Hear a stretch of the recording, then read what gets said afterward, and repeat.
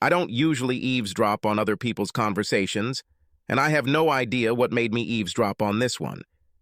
It was a Sunday afternoon, and I was working in the basement on the hot water heater when I heard the phone ring. I didn't know what my wife Janet was doing at the time, and since the phone in the basement was nearby, I picked up the phone. Before I could say anything, I heard my wife's voice on the second floor. "Gary, you shouldn't have called it here. What if John had answered the phone?" "I would just tell him it's work-related. Don't be so nervous. I just wanted to let you know that everything is ready for tomorrow. We'll be at the Desca Motel in room 117. Get there promptly at 1 p.m. I'll take a bottle of chilled wine and some fresh strawberries. Don't forget to wear those black silk underwear you were talking about. Okay? Just so that no one sees us leaving work or returning together. You seem a little nervous.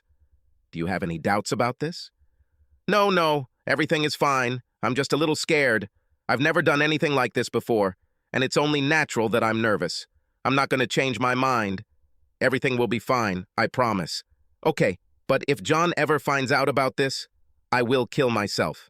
I have to go before he overhears anything. See you tomorrow at exactly 1 o'clock. I hung up like they did and sat there for about 10 minutes, replaying the entire conversation in my head over and over again. Why the hell did I need to pick up this damn phone? Janet and I grew up together. We got married a year after finishing school. She was the only girl I'd ever had sex with, and I assumed I was the only one she'd ever had sex with. She was pretty and had a good figure. We had one son, Terry, who was in high school. We had few friends, and our whole life was spent together. I thought everything was fine between us, but apparently I was wrong. I decided that I didn't need to drain the hot water from the water heater. There was some beer in the refrigerator in the basement. This helped relieve my pain. I decided I had 3 options. I could confront her directly and cause a big emotional scene. I didn't like it. Secondly, I could drop a few hints or clues or make a few comments that would lead her to believe that I was suspicious. This was a little more attractive to me than the first option, but I figured it would just put everything off until a later date when I might not know about it. The third option was to just let her get through it. I liked the last one, but with a slight modification. I decided that everything would go according to plan, but at the last minute I would give her the opportunity to back out. If she accepts it, okay. If not, I'll have to attack. Besides, she could go 3 ways. Maybe if I'm lucky, she'll just change her mind and leave. I doubted this would happen. The second is to take advantage of the last chance that I will give her. It was a strong maybe. The last option she had was to go through with it. As much as I hate to admit it, this seemed most likely. Okay, now that I had that out of the way, I was ready to plan my attack. It looked like I could make a game out of it, and the more I thought about it, the more excited I got. After dinner, I started making serious plans. First, I had to gather information and then create a game plan. I worked for a security systems company for almost 20 years. They had been hunting me for the last year to take over the office in Huntsville, Alabama, but Janet didn't want to move. For the past 10 years, Janet has worked for an insurance company. She was doing well, but I never liked the guy she worked with, Gary Simmons. Now I know that my suspicions were well-founded. Gary was married and his wife seemed quite nice. I was upset that he wanted my wife. My move to Alabama would be good for Terry because he was committed to going to Auburn. Resident training was much more affordable than non-resident training. While we were having dinner, I decided that I would take a position in Huntsville. It didn't matter what the result was the next day, I was still going to move. I'll be able to file my residency declaration when I get there, which will give me enough time for Terry to pay his tuition. I didn't feel the need to say anything to Janet, but I decided to say something to Terry after dinner. I'll report this to work the next morning and be able to hit the road as soon as I've packed my things. Once that was sorted out in my head, the rest of my plans became easier. Terry and I got along great, and when I explained that I was going to Alabama before the rest of the family, he thought it was a good idea. He agreed not to tell his mother about this. I didn't tell him anything about his mother's plans for the next day. I still didn't know exactly what I was going to do, but I was sure that everything would work out. I told Janet I needed to go to Home Depot to pick up some things and left. The first purchase was a cell phone with a 60-minute business card. I was going to make a lot of calls, and I didn't want them to be tracked. I stopped by my favorite bar to see if I could get some help from old school friends who were less than respectable. It cost me $400 to buy 2 big bags of crap weed. My old school buddy Benny told me that I was taking a big risk by buying so much because I might be accused of trading. I told him that's exactly what I was hoping for. One of the guys at the bar, that I didn't really know, was Wolf Fraser. He was a mean son of a bitch, and everyone stayed away from him if they could. He was driving a Corvette, and I noticed him in the parking lot as I was getting out. I took a screwdriver out of the car, and in less than a minute I had Wolf's license plate. I knew where he worked, so I could call him in the morning. This was followed by a trip to the Desca Motel. I stopped in the lobby, looked at the stands of tourist attractions and restaurants, and grabbed what I needed. The clerk gave me some information about the motel, including a map and phone numbers for housekeeping and room service. Time to go home. When I arrived, Janet was watching TV. I told her I had some work to do at the office, and she said she was going to take a shower and go to bed early because she had a big day tomorrow. While Janet was in the shower, I opened her briefcase and took out her diary and phone book. I spent the next half hour writing down names and phone numbers. Then came the most tedious part. I had to enter all the phone numbers on speed dial, on the burner phone, and on my own phone. I needed to look up a few more numbers in the phone book before I was done. It looked like I had everything ready when I finally collapsed on the couch. It was a hard night. I tried in vain to sleep. I kept thinking about what Janet was going to do and wondering what I did wrong to make her want to do this. By the time I fell asleep, I had convinced myself that it was my fault and that I had failed somewhere. Morning came and I had mixed feelings. I made coffee and set the table. Janet came downstairs and looked great. "You look awfully good today. Is today a special day at the office?" "What do you mean? I always look good." "I know. While eating, we read the newspaper. This morning's conversation was less than normal, but not enough to warrant comment. I couldn't tell if she was nervous or excited. "I have a lot of things to do today. I might be a little late for dinner," I said. "It's okay. I'll prepare something that will last until you return." "Is there anything special you want?" "No. Everything that is usual will be normal. It was a pathetic attempt on our part to make small talk. She knew what she would do, and I knew what she would do. I arrived at work early and made all the necessary arrangements for my transfer to Huntsville. After signing all the necessary papers and clearing the table, I walked into the divorce lawyer's office. I received the forms and information I will need to file for divorce if my last attempt doesn't work. I returned home, gathered all my clothes and loaded them into the car, removed the hard drive from the computer, and grabbed all the files and documents that I thought I might need. Most of our savings and investments were converted into valuable coins, which I also took. The banks were open by this time, so I canceled the accounts and credit cards. I understood that in many ways I was acting prematurely, but I didn't really believe in the possibility of change on her part. I went to a flower shop and ordered a dozen red roses, which were to be delivered precisely at 1:15. All this time I was looking at my watch. The timing was important. Around 12:30, I went to the motel and found a good parking spot where I could not be seen, but the room was clearly visible. I carefully laid everything out on the front seat. Gary finally showed up.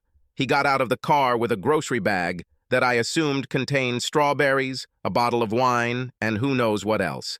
He walked straight into the room, then returned and filled the ice bucket. While he was preparing the room, I started calling. The first was Pizza Hut. "Hello. I would like a large pepperoni pizza delivered to room 117 of the Desca Motel. I might be taking a shower, so make sure the guy knocks loudly and long enough for me to hear him. 20 minutes is normal. Thank you."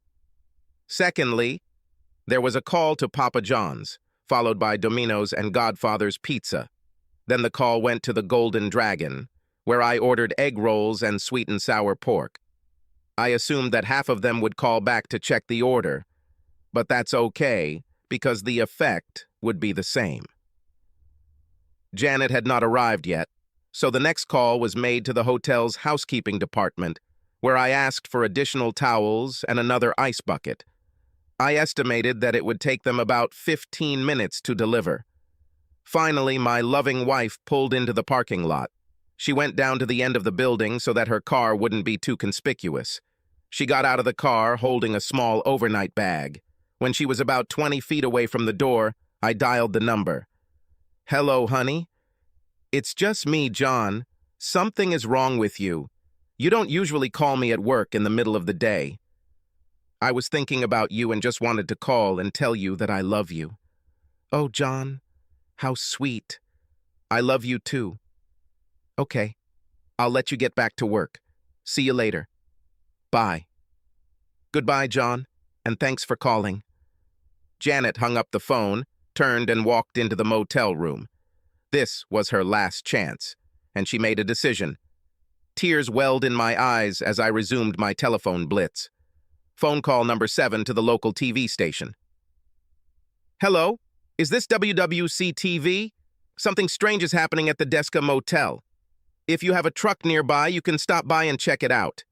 "No, I don't know what it is, but the cops are on their way." "Okay, thank you." I walked up to Gary's car. Luckily, he parked in a place where I wouldn't be seen when I replaced his license plate with the one on Wolfie's Corvette. On the way, I called Janet's office. She had an appointment with a certain Rob Kelly for 3 hours. "Hello, this is Rob Kelly. I had an appointment with Janet Martin for 3 hours, but I have to reschedule. Could you please ask her to call me as soon as possible at 961-4452? I tried to call her, but the phone was busy. As soon as possible, please." The number was included in a telephone advertisement for a law firm specializing in divorce. I threw Gary's license plate under his car after I installed the new one. Then I went to Janet's car and drove it to the back of the motel. Returning to the car, I dialed the next number. "Hello, Mrs. Simmons. Your husband asked me to call you. He has car problems and needs you to pick him up. He's at the Desca Motel, room 117. You can call him on his cell phone or just call his room. The number is 961-7700, extension 117. No, I don't know why he didn't call you. Looks like he's dating a client who's quite pretty. Bye." Call 10 went to Acme Welding, where I asked Wolfie's boss to tell him that the white Honda in the Desca Motel parking lot had Wolfie's license plate. The next call was to the police, where I reported that 2 children were changing license plates on a car in the parking lot. I mentioned that something was wrong and just asked them to check it. I gave them Wolfie's car number. The first pizza delivery man entered the room. It looked like they had an argument, but Gary paid him, and he left. The 12th call was to Janet's mother.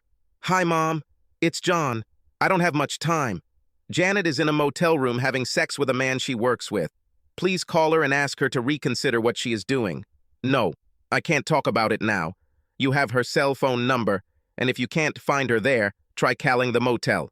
This is 961-7700, extension 178. I know, I'm sorry, but I have to go. Please call now. Bye." 2 more pizza delivery men entered the room, and at the same time the maid brought more towels. A heated discussion ensued again at the door, but after a few minutes everyone left. The next call was to the motel. "This is Mr. Simmons from the 117th. The bathroom sink is leaking at the bottom of the faucet, and water on the floor is starting to leak onto the carpet. Can you send someone right now? Thank you." The big Harley roared into the parking lot, slowing down along the line of cars. Wolfie stopped right behind Gary's car, but before he could do anything, a police car pulled up. The bicker and the cop were arguing heatedly when I made my next phone call. "Mr. Granger, this is John Martin. My wife Janet works for you." "Yes, thank you. I'm glad she's a good worker, but right now she's at the Disco Motel in room 117 with Gary Simmons, who also works for you. They're having sex there as we speak." "Yes, I am sure. You have a company policy against this kind of thing, don't you? I'm sure you have their cell phone numbers. Could you call them to confirm or deny this? If you can't get through, call the motel. This is 961-7700, extension 117. I no longer want my wife to work for your company, Mr. Granger, and would appreciate it if you would let her go. If this is a violation of policy, maybe Mr. Simmons should be released too. No, I'm really sorry, I should have warned you. Thank you for your time. Bye. A bellhop from an Oriental restaurant stood at the motel door. The policeman walked into the room, and Wolfie waved his arms and shouted, walking next to him. Call number 15 came to Sister Janet. Hello, Nancy. This is John. How are you doing? Hey, I have a little problem right now. Janet is in a motel room having sex with the guy she works with, and I'm driving home to get my Ruger. I'm going to go back and shoot them both, but I don't want the police or reporters to find Janet without her clothes on. Could you call Janet and tell her to get dressed before I come back? She's at the Desca Motel, room 117. If you can't reach her on her cell phone, call her room. By the way, I drove her car to the back of the motel. She may not be able to drive. Maybe you should just go there and pick her up. If you get there before me, you might want to take her home. No, sorry, I can't talk right now. Thanks for the help. Call me as soon as you can, okay? The traffic outside the room was hot and heavy. The maintenance guy just came in to fix the sink. The courier was trying to get the money while Wolfie and the cop were talking to Gary. The florist was standing at the door trying to deliver roses, but he wasn't having much luck. It was time for me to leave. My work here is finished. As I was leaving, I walked past the TV crew. I had 2 bags of grass in my car, and I didn't know what to do with them. I was going to put them in Gary's car, but I changed my mind. On the way home, I threw my cell phone and grass into the river. I stopped at the house just long enough to say goodbye to Terry. I told him that I would keep in touch with him and not give his mother any trouble for the next couple of days. I would give anything to know what happened in the motel room in the last hour. As I was leaving town, I made another call. I wasn't sure how it would work, but I tried it just in case. Hello, Gary Simmons. This is John Martin. I just wanted you to know that if you lay a finger on my wife, you will be very sorry. Do you understand? Indistinct answer. Yes, I understand. I hung up and drove onto the highway. About 8 hours later, my cell phone rang. Caller ID showed it was Janet. Hello? John? Where are you? I'm on I-81 near Knoxville. Why? John. What's happening? We need to talk. We have nothing to talk about, Janet. Please, John, talk to me. Janet, I'll ask you 3 questions, okay? Give me straight answers to all 3 questions, and then we can talk. Fine. What did I tell you when I called you on your cell phone today? You said, I love you. What did you do after you hung up? There was a short pause. I entered the motel room. Why did you go into the motel room? There was no answer. Janet, answer me. For what purpose did you enter the motel room? Another pause followed. John, I don't want to answer. Goodbye, Janet. I hung up and turned off the phone. I won't need it until the end of the trip. Since the company covered all the moving expenses, I got myself a pretty nice motel room and had a great dinner. I needed to get settled quickly, so I spent the next 2 days looking for an apartment. It was easy to get something suitable and reasonable because I'm not too picky. Next came a new telephone service and mailing address. I changed the name of my car and got a new driver's license. I registered to vote and then filled out a declaration of residence. I sent out all the papers to start the divorce. Everything went pretty smoothly, and I was soon ready to start my new job. I called Terry and gave him my new number. I asked him not to give it to his mother, but said that I would understand if she pressed him. He didn't think it would be a problem. He said she had lost her job and was very depressed. I asked if they needed anything, and he said that was fine. Terry was my only real contact with the old house. A few weeks later, he said Janet received divorce papers from a lawyer. She simply signed them and sent them back the same day. He didn't even think she had read them. She stopped wearing makeup and began selling off her clothes and jewelry. She held a yard sale every 2 weeks and sold everything that wasn't nailed down.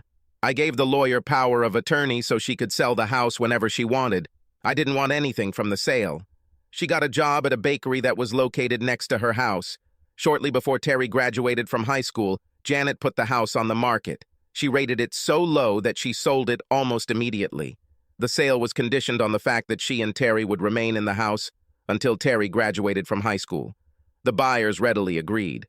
Janet found an apartment within walking distance of the bakery. It was a small apartment on the second floor, and she left all the furniture she didn't need in the house. She gave Terry a car to take her to college.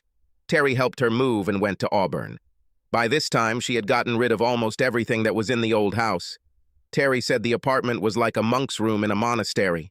While his mother never denied him anything, she deprived herself of everything. I could tell he was worried about her. 4 years flew by quickly. It was a 4-hour drive from my home to Auburn, and I barely saw my son. He was busy with school and his friends, and I spent too much time at work. Janet asked the property management company to send me a check after the house was sold. It was for the entire amount. She left nothing. I cashed out the money and put it in the folder I had set aside for her. I bought a small house and spent most of my time making repairs and improvements. I didn't meet anyone or communicate with anyone. I just wasn't interested. I wasn't interested in getting close to anyone. Graduation day arrived, and I went to watch my son receive his diploma. We took our seats for the ceremony, and Janet took the seat next to me. I was glad to see her even after we broke up.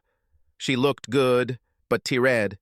She was a little older, and her lack of makeup and grooming made her seem a little sad. We smiled at each other and said hello. They had just started handing out sheepskins, so there was no time for small talk. I don't think either of us knew what to say. It was all over too quickly. The awkwardness of the moment was interrupted by the appearance of Terry. He was excited about getting his degree and talked a mile a minute. It was great to watch him enjoy his moment of glory. A few of his friends came up and introduced themselves, and then the whole group headed to Gulf Shores to celebrate. Janet and I were left alone. "How did you get here?" I tried to break the ice. "By bus. I have a round-trip ticket, and I must be back at the station by 6. Could you give me a ride?" "No problem." "When?" "I took a week off, but I can't stay here. I think I'll go back tonight and spend the rest of the week painting my apartment." "Sounds funny. What is my alternative?" She laughed. "You could stay with me for a few days. I can even take you home from there if you want. It's better than the bus." "Anything is better than a bus, although I don't think going to you would be a good idea. It would be too difficult for both of us." We never spoke. Then I got angry and cut you off. I didn't give you a chance to explain anything, and I've felt bad about it for the past few years. Do you want me to tell you what happened? Tell us now, after our lives have been destroyed. Is it really too late? I think, yes. What can I tell you now to make things better? You didn't listen then. Why are you listening now? I can't answer. Even if we don't get to talk, I'll still enjoy the company for a few days. Are you sure you can't give me some time? I also took a week off. Do you have luggage? No, only what I'm wearing. I didn't intend to stay the night. We'll stop at Walmart. I'll buy you a couple of changes of clothes, and we'll be all set. It's a 4-hour drive, and I really wish I had company. I don't see anything good in this, but I'll try. If you do anything to upset me, I promise I will leave without a second thought. Quite fair. My car's over there. We were silent for the first few miles. We got off near Birmingham, and I bought her underwear, trousers, and some tops. I also convinced her to wear sneakers, but she refused to buy makeup. I didn't insist. I just hinted. A little further down the road, we had dinner at the Cracker Barrel. She always loved to eat there. We were moving up I-65 at a good speed when it opened. To have sex. I looked at her. What kind of sex are we talking about? The answer to your last question was having sex, but I couldn't say it when you asked me about it that day. I do not know why. Either I was too embarrassed or I didn't want to hurt your feelings. I just couldn't bring myself to say it out loud. After you hung up, I realized that you already knew everything, and it was stupid of me to deny it. I tried to call you back, but you turned off your cell phone. Then I realized that my life was over. You have broken my heart. I know this, and I don't know how to fix it. I lay awake so many nights trying to figure out how to fix this, and I couldn't come up with anything. After a few years, I decided that there was nothing I could do to improve the situation. I couldn't think of anything to say. She seemed to be doing just fine on her own. If you knew what was happening, why didn't you stop it? I couldn't stop it. Only you could do it yourself. You could have said something. No. If you knew that I know, you wouldn't do this for the wrong reasons. Knowing you were caught or might get caught was not a good reason for not going through with it. You should have stopped it because you knew it was wrong, not because you might get caught. Do you understand the meaning? Yes, but I still wish you would say something. That's exactly what I did. Last phone call. You mean the one where you said you loved me? Absolutely right. I felt like I gave you a chance to stop before you started. I gave you a chance to make a decision. She paused. It was a test, and I failed it. I was such a fool. I won't argue. Did you love him? Gary? Heaven no. Gary loved his wife as much as I love you. We were just friends. I don't understand. Was it lust or what? Hell no. It wasn't like that at all. It was more platonic than anything else. Gary and I were just friends. We had no desire to make our relationship anything more than that. So how the hell did you two end up at a motel to have sex? It's a long story. We still have an hour before Huntsville. Gary and I worked together for almost a year. Over time, we talked about different things. One of those things was sex. During our conversation, it became clear that neither of us had ever had sex with anyone other than our spouses. We didn't complain about sex with our spouses because we were both happy with the way things were, but we were curious. The more we talked about it, the calmer we became. I don't know which of us brought it up, but we ended up talking about the possibility of sex with each other just to see what it would be like. There are no strings attached, and it will be a one-time deal. It was more like two adults playing doctor, or maybe like, I'll show you mine if you show me yours. I know it sounds ridiculous, but that's how it all unfolded. Have you ever wondered what the other side of this is? It never occurred to either of us.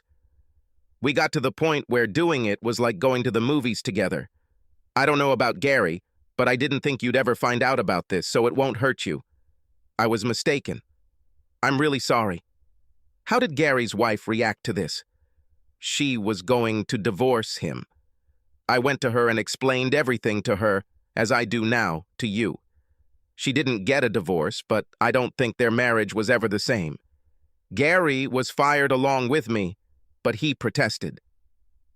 The case reached the arbitration court. He claimed he didn't violate company policy because we never had sex. The board of directors didn't buy it. They moved to Baltimore, and I never saw them again. I was happy when we arrived at the house. Our conversation ended a long time ago, and it was a little tense. Some of this was difficult for me to comprehend. I took Janet to my bedroom and took the guest room. After making sure she had everything she needed, I wished her good night. There will be more talk tomorrow. I hoped our next conversation would be more pleasant. The next morning, she was already waiting for me for breakfast. The first time in a long time that I didn't have to cook for myself. So tell me about sex with Gary. Oh, you son of a bitch. You know there was no sex, and you also know why. I probably ruined your romantic evening. Actually, you know the situation. And although he brought wine and strawberries, it was not a romantic meeting. Don't imagine everything worse than it was. Well, did you guys do anything? Oh, yeah. We answered a dozen phone calls and another dozen knocks on the door. Some nasty bastard had everyone either calling us or knocking on the door. The closest we came to sex was when I took off my shoes. Did you have a bad time? It was the most miserable half hour of my life. While that biker was trying to get into the room to grab Gary, I managed to sneak away. When I saw that my car was gone, I cried. At that moment, Nancy arrived. You called my sister, and worst of all, you called my mother. She still doesn't talk to me. I'm sorry if I ruined something that was so important to you. I accept all the blame for what I did. It was disgusting. Oh no, don't. All the blame lies with me. And if you think you can jump in 5 years and take responsibility for everything that happened, you're crazy. It was my fault. It was my fault. It's my fault, and don't ever try to take that away from me. I didn't wallow in agony all these years, so you could take it from me. I feel partially responsible and have to take some of the blame. Do not do that. When I walked into that motel room, I lost all my self-respect. I can never get this back. At least you saved my virtue with your calls. I have kept this, and I thank you for it every day. I only wish there was a way for you to do something ahead of time, but now I understand why you couldn't. It's sad, John. I love you and always have. I didn't mean to hurt you, and I'm truly sorry. I won't ask you for forgiveness because I don't feel like I deserve it. Losing your love and trust hurt me more than anything else you could have done to me. Janet, you never lost my love. I'm glad to hear that, John, but what about our union? Sorry, but he disappeared and I don't know how to get him back. I understand, and that's fair. What will we do for lunch? What about sushi? Sounds great. Are my clothes okay? We had a good time that day. After lunch, we did some more shopping to buy Janet some clothes that wouldn't make her look like a nun. I even talked myself into buying some lip gloss, but nothing too dramatic. We dined on light soup, cheese, and crackers, and then sat down at the table with a glass of good wine. It was nice to see Janet get back to her old self. The more time we spent talking, the calmer she felt. Are we going to have sex today, John? I don't know. I have some problems. What problems? Well, I'm afraid that if we make love, I'll be thinking about you and Gary all the time. I'm a little worried, because I don't know how everything will go. This is bullshit, and you know it. Well, how do you know? I'll tell you how I know. About 30 years ago, when we first started dating, you told me that whenever you were horny, you fantasized about Pam Kramer, the cheerleader. Do you remember this? Did I really tell you that? Yes, sure. And every time we had sex for the next 4 or 5 years, all I could think about was you having sex with me and thinking about Pam Kramer. You're joking, right? No, damn it, I'm not joking. Now the shoe is on the other foot and you can't handle it. I had to come to terms with it, and I don't understand why you can't. Who are you thinking about? It's none of your business. Come on, we all fantasize. Who is your dream lover? Okay. Most of the time it's you, even after we broke up. What do you mean, most of the time? Who else say the rest of the time? Do you really want to know? Won't you laugh? No, I promise. Mel Gibson. Are you kidding? Not at all. I've always dreamed of sex with Mel Gibson, and I don't think there's anything wrong with that. He is a very desirable guy. Which raises another question. Who have you been dreaming about for the past 5 years when you were de-stressing? Mostly you. I think a lot about you. The same question for you. What about the rest of the time? Well, sometimes I think about you and Gary together. You're a sick son of a bitch. You fantasize about Gary and I having sex for pleasure. This sucks. Not really. After your date, I wondered why you wanted to have sex with Gary. I didn't have any answers, so I assumed he was a better lover than me. I was sure that in some way I had failed as a partner, and I convinced myself that you were seeking renewal. I'm used to thinking about how he will please you and bring you from one peak to another. After a while, I felt myself getting aroused, not thinking about Gary having sex with you, but about you getting incredible pleasure. I found it erotic that you were enjoying yourself and blocked out the fact that it was with another man, even in my fantasies. Okay, we're even. Now figure it out. I'm gonna take a shower and after that we'll have sex. You might be thinking about Pam Kramer, but I'll be thinking about Mel Gibson. Everything is settled. Tomorrow morning we will go get my things and I will move in with you. Can you handle this? We're going to get married? No, I can't marry a man who doesn't trust me.